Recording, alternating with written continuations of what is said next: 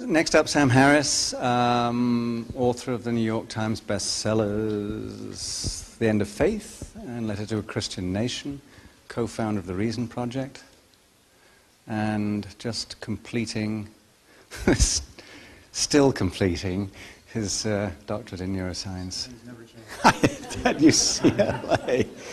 Yeah, Sam Harris. Thank you, Jonathan. You were very Christian. Now I'm going to repudiate everything you just said.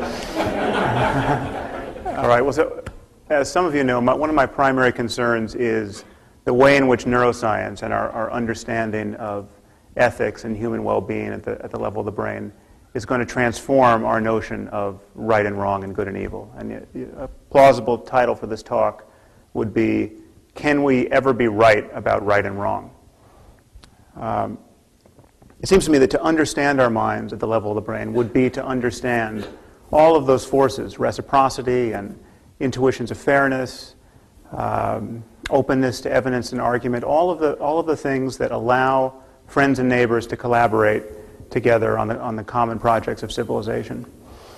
And I think using this knowledge to help improve our circumstance is one of the primary challenges to science in the coming decades.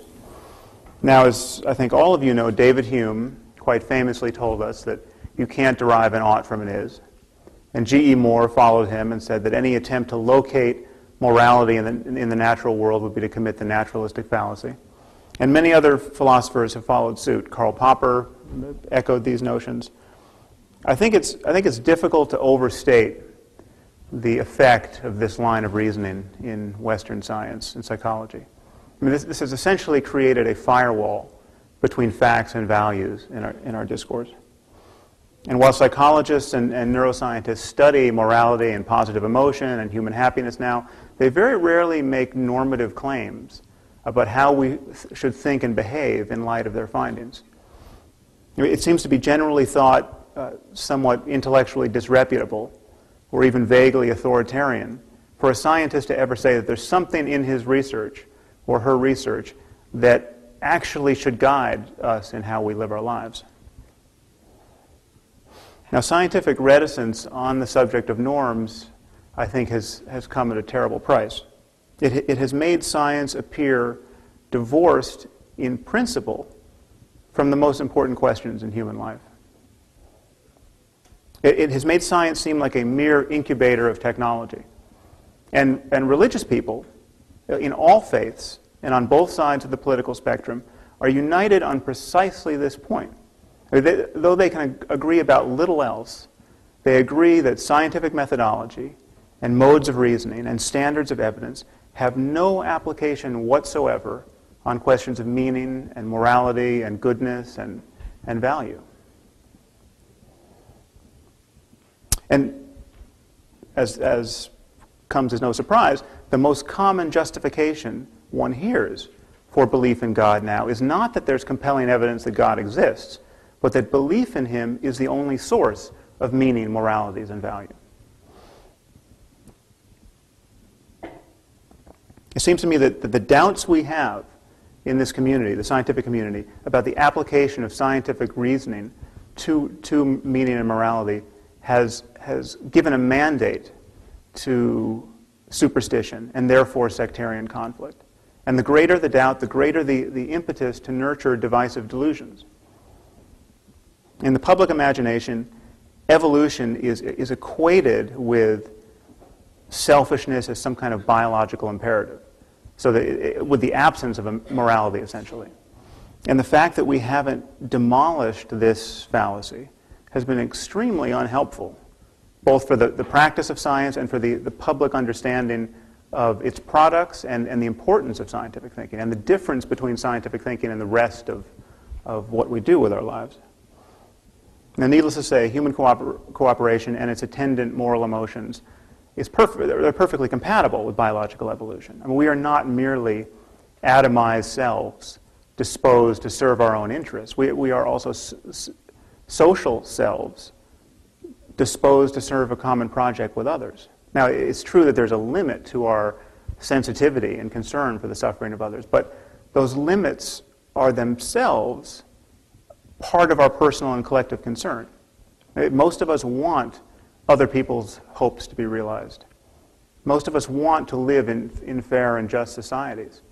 And most of us want to leave the earth a better place than we found it. Now, claims about morality and human well-being are claims about the architecture of our minds and the social architecture of our world. So as such, they are claims about facts.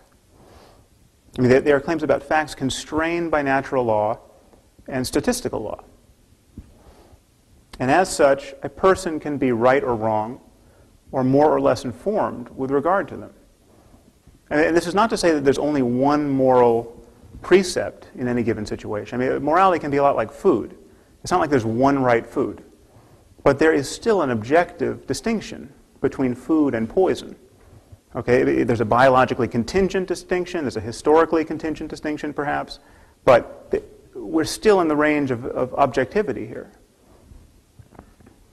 So it's possible to be mistaken about what will actually maximize human well-being. And it's possible for groups of people to be mistaken. It is, therefore, possible to be part of a pathological culture or subculture. I mean, there is such a thing as moral high ground, and it is possible not to be standing on it. Now, I think there is little doubt that we will one day come to understand right and wrong and good and evil in scientific terms. One moral outlook will be truer than another if its view of the relation between thought and intention and emotion and behavior and human well-being is truer than another. And because human well-being is realized at the level of the brain, an emerging and maturing brain science will have a lot to say about right and wrong and human well-being. So hence, I think there is unavoidably a collision coming between science and popular opinion on this terrain, just as there has been on evolution, on what it is to flourish, on what goodness is in the public domain. And I think, obviously, definitive answers on certain questions are already within reach. I mean, does forcing women and girls to wear burqas make a net contribution to human well-being? I mean, does it make for happier men and women? Does it make for more compassionate men or more confident and contented women? Does it make for better relationships between girls and their fathers or boys and their mothers? I think the answer, we do not need an NSF grant to make headway on this. The answer is in plain view. And yet most scientists have been trained to think that this kind of judgment is a kind of cultural imperialism. Who are we to say that the denizens of this ancient culture should conform to our notions of gender equality? Who are we not to say that? I mean, in this case, we're talking about a culture, or at the very least a subculture, of the purest misogyny and religious bamboozlement.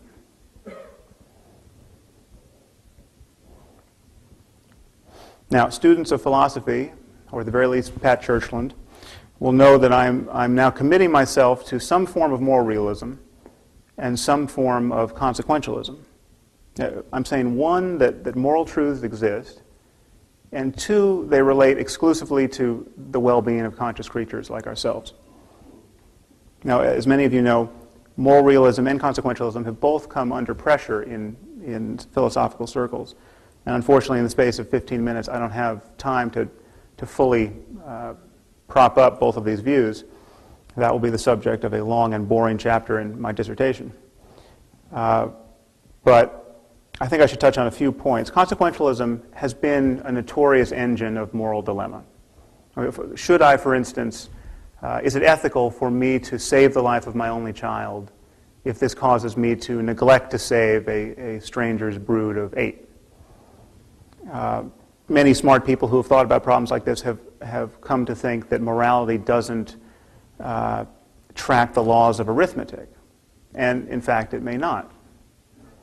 It seems to me quite possible, if given an eternity to think about it, that we might all agree that having a bias towards friends and family may actually be preferable than a society in which we're all dispassionately unconcerned about how consequences accrue.